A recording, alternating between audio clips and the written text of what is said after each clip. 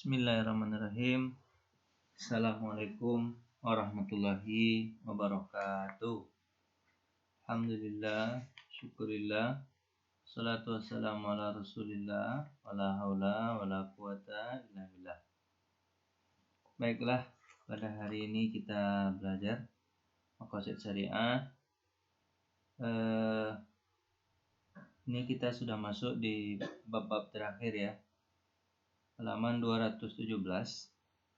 Kita masih belajar tentang maqasid syariah, lembaga-lembaga fikih yang lain. Kemarin kita sudah belajar 4 fatwa menurut maqasid syariah pada lembaga-lembaga fikih lain. Maksudnya lembaga-lembaga fikih lain itu gabungan dari lembaga-lembaga yang lain. Bisa DSN, bisa AAOIV, bisa juga OKI. Itu sudah disebutkan di sini ya. Kalau ADSN itu di Indonesia, MUI ya, pusatnya ininya kantornya di Kuningan, Jakarta. Kemudian kalau AAOIV, Asosiasi Akuntan, itu ininya di Bahrain, kantornya di Bahrain, ya, negara Bahrain, samping Arab Saudi ya. Kemudian kalau AOKI itu kantornya di Jeddah, organisasi Islam itu. Itu OKI.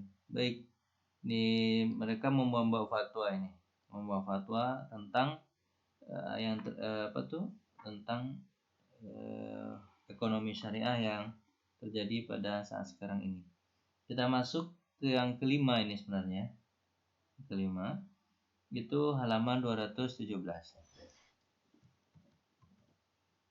Halaman 217 itu pembahasannya ketentuan hukum pendapatan non halal. Apa hukumnya kalau kita mendapatkan uang dari hasil yang non halal, tidak halal?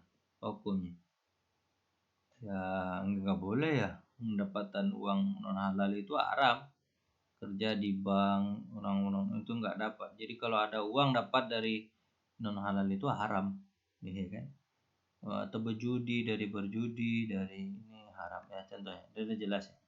Pendapatan non halal, bilangnya lah pendapatan haram gitu aja. Pendapatan haram adalah setiap pendapatan yang bersumber dari usaha-usaha yang bertentangan dengan prinsip syariah. Sebagai berikut. Pertama, usaha lembaga keuangan konvensional. Jadi kerja di bank konvensional haram pendapatannya. Melakukan investasi pada elemen perusahaan yang pada saat transaksi tingkat nisbah utang perusahaan kepada lembaga keuangan ribawi lebih dominan. Jadi kita melakukan investasi tapi di sebuah lembaga yang lembaga tersebut lebih dominan ke kemana? Ke bank ribawi. Itu haram juga. Jadi kita investasi memang ke bank syariahnya, tapi bank syariahnya lebih dominan ditaruh di bank bank konven, itu haram. Yang ketiga, perjudian dan permainan yang tergolong. Perjudian dan permainan itu kalau kita berjudi, kita bermain investasi di judi, itu haram juga. Produsen atau distributor serta perdagangan makanan dan minuman yang haram. Jadi kita investasi di produsen minuman haram juga. Produsen, distributor atau penyedia barang-barang atau jasa yang merusak moral bersifat mudarat, itu juga haram. Misalnya ke senjata api gitu segala macam, tapi jelas senjata apinya digunakan bukan untuk perang tapi digunakan untuk membunuh. Jadi pokoknya tempat usaha-usaha yang haram, pendapatan di tempat usaha yang haram itu hukumnya haram. Intinya itu ya. Dah, selesai satu. Kedua, ini langsung kedua, teman-teman, berhubungan dengan yang tadi. Hukum pendapatan halal yang bercampur dengan pendapatan non halal. Pendapatan halal bercampur dengan pendapatan haram bagaimana? Nah, ini pendapat ulama nih. Kalau ada pendapatan pemasukan kita yang halal dan ada juga pemasukan yang haram, gimana? Dan dia bercampur. Nah, ini pendapatnya beda-beda ya. Paling kurang ada 2 pendapat. Para ulama berbeda pendapat tentang masalah ini, yaitu sebagai berikut. Pertama, sebagian ulama berpendapat bahwa pendapatan atau pemasukan yang halal bercampur dengan pendapatan yang haram, itu hukumnya haram. Misalkan kaidah fikih, ijtamal halal wa haramu ghalabal haram. Kalau berkumpul yang halal dan yang haram, maka menjadi haram. Itu pendapat pendapat sebagian ulama. Pendapat pertama ini agak keras. Pendapat kedua, sebagian ulama pendapat bahwa jika pendapatan yang halal lebih dominan dari pendapatan haram, maka berargumen dengan dalil sebagai berikut. Jadi boleh dilihat mana yang dominan. Ini pendapat kedua. Kalau yang dominan adalah halal dan haramnya sedikit, berarti halal. Kalau yang dominan adalah haram, pendapatan halalnya sedikit, berarti haram. Jadi lihat mana yang dominan, mana yang lebih besar. Mana yang lebih besar itulah hukumnya. Itulah pendapat kedua. Dan ini pendapat mayoritas ulama. Kaidah fikih yang dipakai adalah hukum mayoritas sama seperti hukum keseluruhan. Nah, jadi gitu. Jadi kaidah fikih yang dipakai adalah hukum mayoritas itu sama dengan hukum secara keseluruhan. Itu pendapat. Al-iksar al-hukmu kullu gitu.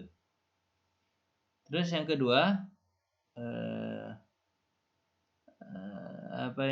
hal yang dibolehkan karena sifatnya pelengkap itu menjadi tidak dibolehkan karena sifatnya independen. Dah itu ya. Tajuzu taba'an ma la yajuzu istiqlalan. Hal yang dibolehkan karena sifatnya pelengkap itu menjadi tidak dibolehkan karena sifatnya independen. Jadi yang mayoritas lebih banyak, ya udah yang mayoritas saja. Nah, gitu ya. Nah, gitulah kira-kira pendapat yang kedua ini. Jadi silahkan kalian mau melihat pendapat yang mana. Pendapat pertama dianggap hukumnya haram karena bercampur baik sedikit atau banyak. Yang kedua, pendapatnya dilihat mana mayoritasnya. Dah, pendapat itu sudah selesai. Jadi kalian boleh milih. Terus yang berikutnya adalah yang ketujuh, kepemilikan dana non halal. Jadi kalau sudah ada dana haram terus gimana? Nah, gitu kan? Dana haram sudah ada, terus gimana? Nah, para ulama sepakat bahwa pendapatan yang haram itu hukumnya haram dan tidak boleh dimanfaatkan oleh pemiliknya, pelaku usaha tersebut, untuk hajat kebutuhan apapun, baik secara terbuka maupun secara hilah. Nah, jadi dan barang haram itu nggak boleh digunakan oleh pelaku yang mengambil yang haram itu, dia boleh diberikan ke orang lain. Digunakan untuk secara hal yang nampak atau secara tidak nampak. Secara tidak nampak misalnya ya, pendapatan haram itu dijadikan pajak gitu, dibayarkan untuk bayar pajak. Padahal pajak itu kewajiban dia diberikan untuk pajak. Nah, itu hilah namanya, cara hilah, dan itu juga tidak boleh. Seperti digunakan membayar pajak kan ya. Para ulama juga sepakat bahwa pendapatan non halal itu harus diberikan disalurkan sebagai sedekah. Padahal sebenarnya bukan sebagai sedekah, disalurkan aja, bilang sama orang, nah ini bukan uang saya, ini uang uang orang lain, bukan uang saya, tapi uang haram ini, ambil aja. Jadi memang harus diberikan ke orang lain semuanya tanpa harus kita ambil sedikit pun. Makanya kalau sudah ada uang haram itu harus dikeluarkan, nggak boleh dipakai. Itu menurut makasih syariahnya. Karena uang haram itu ya haram, nggak bisa. Jadi tapi jangan dibuang juga. Kemarin kita udah bahas ya, jangan dibuang juga uang haram itu, karena orang miskin boleh bagi dia karena dia bukan pelaku haram itu. Tapi bagi orang yang melakukan perbuatan haram itu haram bagi dia untuk karena ini pelajaran selanjutnya, pemberdayaan masyarakat dengan dana non halal kan. Dana haram itu kan boleh 3 ya, jamban, jambatan, jalan, buat WC, buat jembatan atau buat jalan. Nah itu yang pemberdayaan masyarakat boleh gitu kan, daripada dibuang uangnya ke laut gitu kan, atau dibakar atau dirobek-robek, ya sayang kan. Baik buat toilet yang memang untuk sesuatu yang nggak bagus juga ya, toilet, jembatan, jalan gitu, untuk dijak-injak boleh ya. Dalam literatur fatwa, An-Nawazi jelaskan bahwa perbedaan pendapat tentang pihak yang menerima dana non halal. Pertama, mayoritas ulama berpendapat bahwa dana non halal atau dana haram itu itu hanya boleh disalurkan untuk fasilitas umum seperti pembangunan jalan dan lain-lain. Pendapat kedua, kalau ada dana non halal itu, sedangkan sebagian ulama yang lain seperti Syekh Al-Qadawi dan Prof.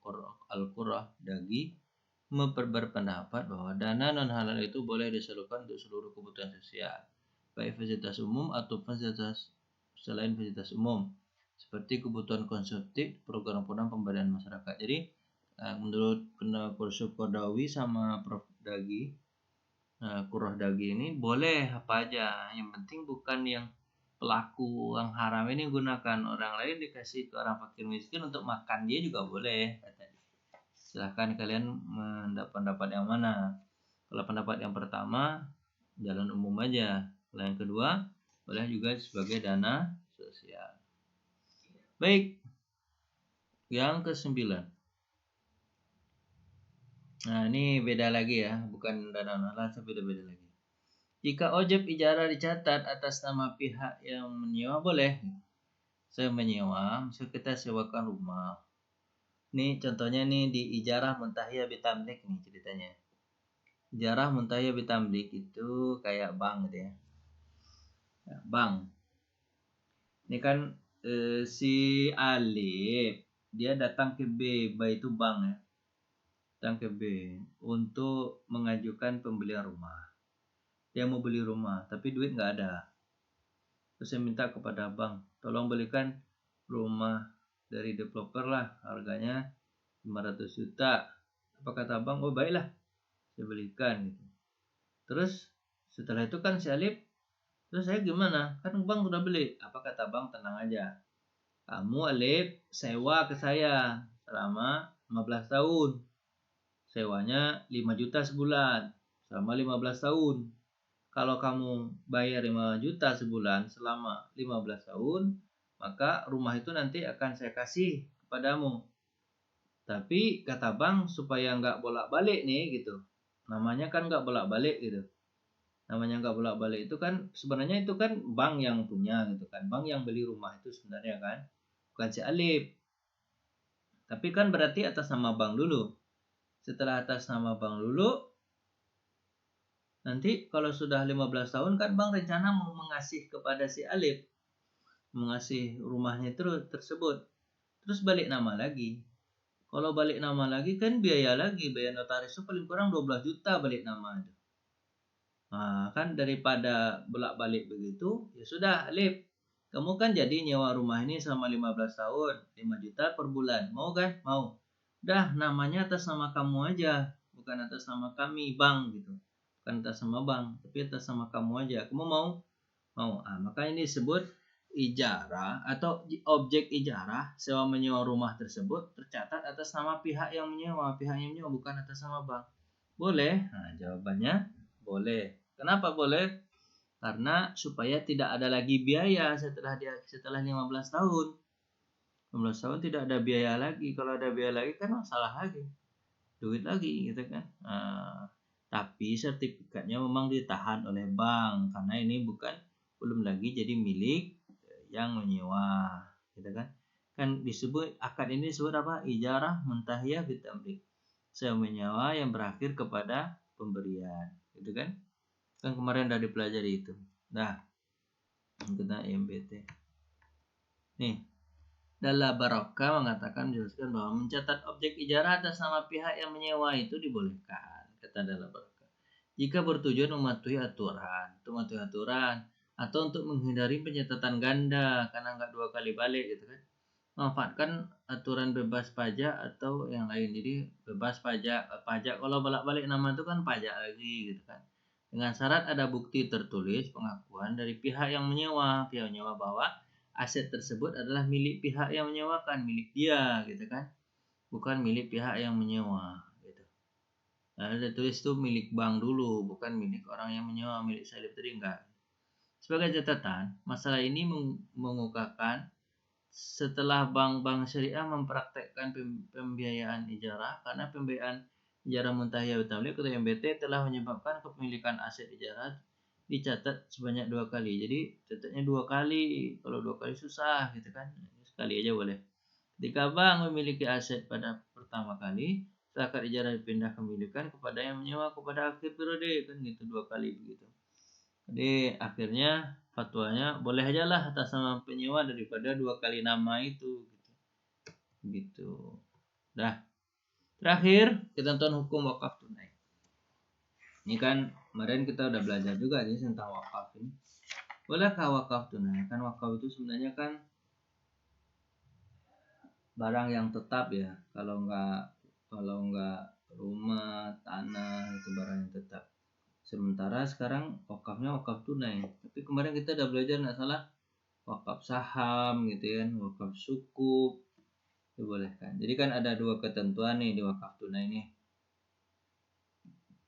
Apa ketentuannya? Misalnya begini. Wakaf tunai itu kan berupa uang ya. Boleh wakaf tunai? Jawabannya boleh. Kenapa boleh gitu? Karena misalnya ada 2 benar. Misalnya saya wakaf 10 juta gitu. Yang ketetapannya yang tetap itu ya nominal 10 juta itu aja. Jadi 10 juta itu dijaga. Terus hasil dari 10 juta itu 10 juta itu diinvestasikan, hasilnya baru dipakai. Yang harus tetap ya harga 10 juta itu walaupun uangnya tuh fluktuatif gitu, menurun uang itu kan menurun intinya karena nilai inflasi gitu kan, turun uang itu. Tapi yang nominalnya kan tetap 10 juta. Itu sudah dianggap nazir sesuai amanah. Itu satu itu yang pertama dibolehkan kalau memang uang itu adalah wakaf tunai dengan uang. Jadi yang penting itu yang 10 jutanya itu nggak berkurang-kurang walaupun inflasi tetap 10 juta ya 10 juta. Terus yang kedua, boleh juga dengan wakaf tunai itu seperti ini. Apa itu? Dia wakaf tunai 10 juta uang. Uang itu dihargai ke barang. Maksudnya dihargai dibelikan langsung misalnya. Dibelikan langsung kursi atau meja gitu kan. Nah, jadi harga 10 juta itu ya berupa meja dan kursi gitu. Tapi seharga 10 juta. Ya. Jadi yang kedua ini boleh juga dipindahkan ke barang gitu. Jadi boleh juga. Makanya ulama sebenarnya membolehkan wakaf tunai. Walaupun sebenarnya pada asalnya dulu wakaf itu enggak ini gitu, enggak ada uang, enggak ada tunai. Wakaf itu dulu kan tanah segala macam. Sampai sekarang kan kalau seandainya orang harus wakaf tanah mahal gitu kan. Terus orang enggak bawa wakaf dong gitu. Nah, untuk supaya bisa mengakomodir wakaf itu walaupun sedikit, ya sudah gitu, wakaf tunai juga dibolehkan. Itulah ketentuannya. Jadi para ulama berbeda pendapat tentang wakaf uang. Boleh enggak? Ulama pendapat bahwa wakaf uang hukumnya tidak boleh karena dia inflasi sebagian, gitu kan? Sebagian ulama pendapat bahwa wakaf uang hukumnya boleh jika diperuntukkan perhiasan. Jadi dibelikan ke barang langsung, itu boleh katanya. Sebagian ulama berpendapat bahwa wakaf uang hukumnya boleh jika diperuntukkan piutang kepada orang lain. Jadi berupa piutang, dianggap piutang.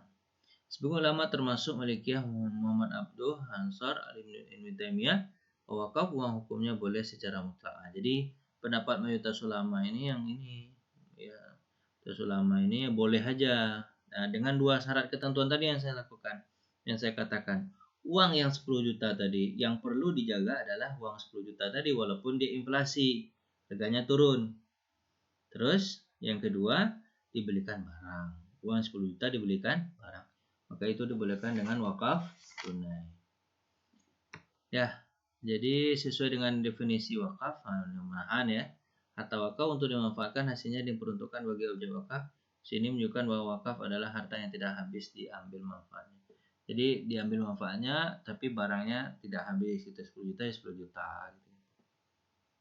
Jadi di sini sebenarnya sudah selesai semua. Firman Allah artinya, jadi engkau sekalian berbuat ma'ruf. Hadis Rasulullah SAW, jika seorang meninggal maka setelah amalnya kecuali 3 amalan, yaitu sedekah jariah, infak dan anak soleh yang mendoakan. Berkah termasuk salah satu bentuk sedekah jariah seperti yang disebutkan dalam hadis di atas, memiliki istimewaan sebagai amalan yang mengalir pahalanya pada orang yang ditinggalkan. Dah selesai sampai di sini ya. Waktu dan ini sudah sampai 232. Selesai semua. pelajaran kita ini. Tinggal penutup tuh kalian baca sendiri lah ya.